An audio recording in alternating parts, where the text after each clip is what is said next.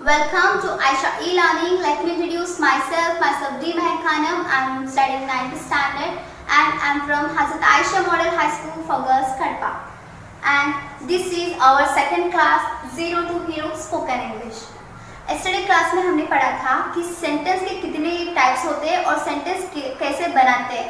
तो अगर आप उस वीडियो को नहीं देखा हो तो डिस्क्रिप्शन बॉक्स में मैंने उसका लिंक सेंड कर दिया है और आप वहां से उस वीडियो को वॉच कर लीजिए. और अब आज की क्लास में हम डिस्कस करने वाले हैं सब्जेक्ट और प्रेडिकेट के साथ सेंटेंस कैसे क्रिएट करें. तो सब्जेक्ट्स है टू फॉर्म्स में डिवाइड होता है, singular form and plural form. और सिंगुलर सब्जेक्ट्स में ये सारे सब्जेक्ट्स आते हैं like he, she, it, this, that, running, dancing etcetera. और प्लूरल फॉर्म्स में ये सारे सब्जेक्ट्स आते हैं like you, we, they, I, this, those, running and dancing. और अब बात आई प्रेडिकेट्स की. प्रेडिकेट डिवाइड होता है टू पार्ट्स में, एक है वर्ब और दूसरा है ऑब्जेक्ट. वर्ब अगेन से टू पार्ट्स में डिवाइड होता है, पहला हेल्पिंग वर्ब एंड दूसरा मेन वर्ब. और अब हम बात करेंगे is, am, are plus object. Is, am, are का मतलब है these थ्री वर्ड्स मीनिंग्स और है. जब कभी आप प्रेजेंट की बात करें तो यूज करते हैं इज, एम, आर का. इज, एम, आर का is use for singular subjects. At the rate में भी he, she, it, this, that, this, all और दिस सिंगुलर सब्जेक्ट्स के लिए यूज का उपयोग करते हैं. एंड एम का उपयोग करते हैं सब्जेक्ट आई के लिए और आर का उपयोग करते हैं प्लूरल सब्जेक्ट्स के लिए. For example he is a boy, वो एक लड़का है. ही एक सब्जेक्ट है और इज एक हेल्पिंग वर्ब है और बॉय एक ऑब्जेक्ट है. Another example is I am a student, मैं एक स्टूडेंट हूँ, वो एक स्टूडेंट है. आई एक सब्जेक्ट है, एम एक हेल्पिंग वर्ब है और स्टूडेंट एक ऑब्जेक्ट है. दूसरा एग्जाम्पल देयर और फ्रेंड्स, वो फ्रेंड्स है. तो दे यहाँ पर एक सब्जेक्ट है और आर हेल्पिंग वर्ब है और फ्रेंड्स एक ऑब्जेक्ट है. और अब हम बात करेंगे वॉज वर्ड की.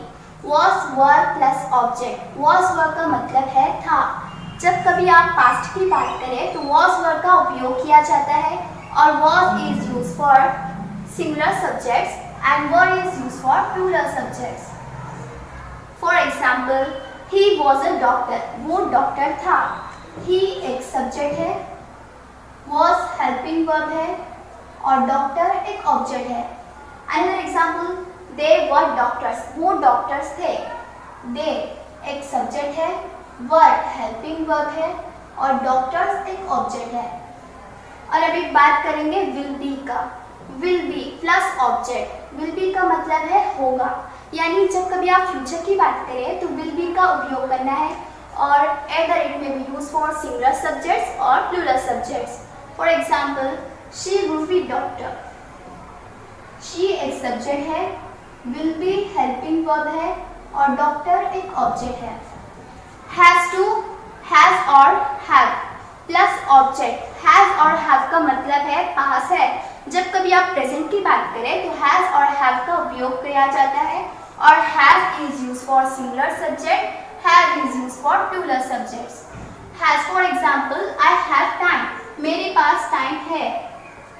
आई एक सब्जेक्ट है, हैव हेल्पिंग वर्ब है और टाइम एक ऑब्जेक्ट है. ही हैज टाइम, उसके पास टाइम है. ही एक सब्जेक्ट है, हैज हेल्पिंग वर्ब है और टाइम एक ऑब्जेक्ट है. Had plus object.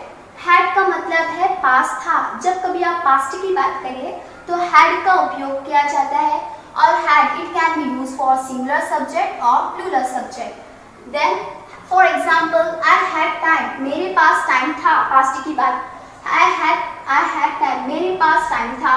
आई यहाँ पे एक सब्जेक्ट है, हैड हेल्पिंग वर्ब है और टाइम एक ऑब्जेक्ट है. ही हैड टाइम, उसके पास टाइम था. ही एक सब्जेक्ट है, हैड हेल्पिंग वर्ब है और टाइम एक ऑब्जेक्ट है. Will have plus object. Will have का मतलब है पास होगा. जब कभी आप फ्यूचर की बात करें तो विल हैव का उपयोग विल हैव का उपयोग करना है एट द रेट में भी सिंगुलर सब्जेक्ट और plural subject. For example I will have time, मेरे पास टाइम होगा. आई एक सब्जेक्ट है, will have हेल्पिंग वर्ब है और टाइम एक ऑब्जेक्ट है। Can plus V1 plus object. Can का मतलब है सकता हूँ। जब कभी आप प्रेजेंट की बात करें तो कैन का उपयोग करना है। और आपको ये क्वेश्चन राइज हुआ होगा कि V1 यहाँ पे क्या होता है। तो बेसिकली वर्ब के 5 फॉर्म्स होते हैं, ये भी हम अगले लेक्चर्स में सीखेंगे। V1, V2, V3, V4, V5। For example हम गो का एग्जाम्पल लेंगे। गो, वेंट, गॉन, फोर्थ फॉर्म है गोइंग, फिफ्थ फॉर्म है गोस। तो अभी हम फिलहाल V1 का उपयोग करेंगे। Can plus V1 plus object. Can का मतलब है सकता हूँ। For example I can do it. I can do it. I is refer to subject and can is refers to helping verb. It is refer to object. Could plus V1 plus object. Could का मतलब है सकता था। जब कभी आप past की बात करें तो could का उपयोग करना है और V1। और for example I could do it, मैं ये कर सकता था। It refers to past. I एक सब्जेक्ट है, could हेल्पिंग वर्ब है और do V1 फॉर्म है। It refers to object.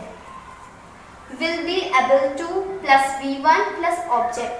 Will be able to का मतलब है सकूंगा। जब कभी आप फ्यूचर की बात करें तो will be able to का उपयोग करना है और इसका एग्जाम्पल है I will be able to do it. मैं ये करने का लायक हूँ।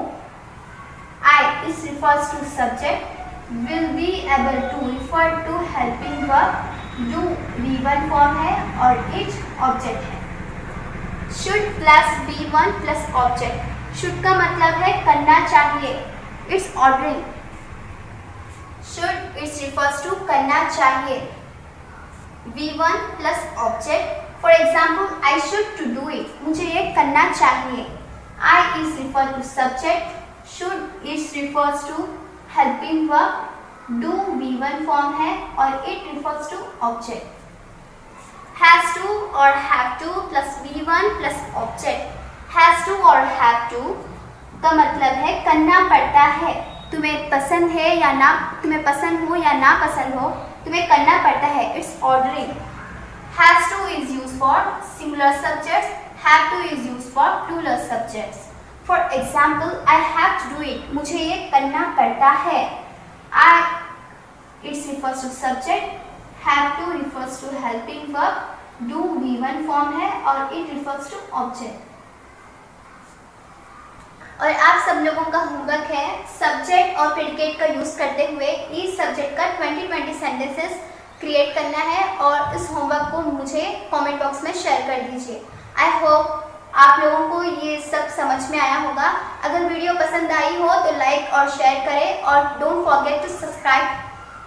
Thank you.